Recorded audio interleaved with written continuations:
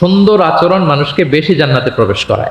আমরা অনেক সময় ইসলামের এই এসেন্সটা ধরতে পারি না। দেখবেন যে খুব নামাজি স্ত্রীর সাথে খারাপ আচরণ করে, খুব আল্লাহওয়ালা প্রতিবেশীর সাথে ঝগড়াঝাটি, আশেপাশের নেইবরের সাথে, কলিগের সাথে, বন্ধুদের সাথে যে ভালো আচরণ করতে হয়, গুড বিহেভিয়ার করতে হয়, এবং এটাই যে আমাকে সবচেয়ে বেশি জান্নাতে প্রবেশ করানোর মাধ্যম হতে পারে, এটা আমরা ভুলে যাই। প্রাণীদের প্রতি দয়া দেখানো এটা ছোটখাটো কোনো ব্যাপার নয়, এটাই আপনার জান্নাতের কারণ হতে পারে, এটাই আপনার জাহান্নামের কারণ হয়ে যেতে পারে। আল্লাহ রাসূল সাল্লাল্লাহু আলাইহি ওয়াসাল্লাম বলেন, যে ব্যক্তি অন্যকে দয়া দেখায় না, আল্লাহ তাআলা তার প্রতি দয়া দেখায়। এই দুনিয়াতে যারা আছে তোমরা তাদের প্রতি দয়া দেখাও, যিনি আকাশে আছেন তিনি তোমাদের প্রতি দয়া দেখাবেন। দোয়া করতেন যে আল্লাহ, আপনি আমার দেহটাকে, আমার দেহ সৌষ্ঠব, আমার দৈহিক অবয়ব যেরকম সুন্দর করেছেন, আমার চরিত্রটাকে, আমার আচরণটাকে আল্লাহ আপনি সুন্দর করে দিন।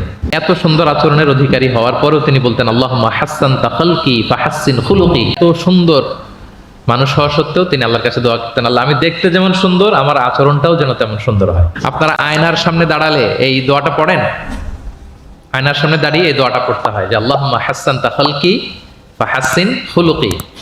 আল্লাহ আমাকে দেখতে যেরকম সুন্দর বানিয়েছেন, আমার আচরণটাও আপনি সুন্দর করে দিন।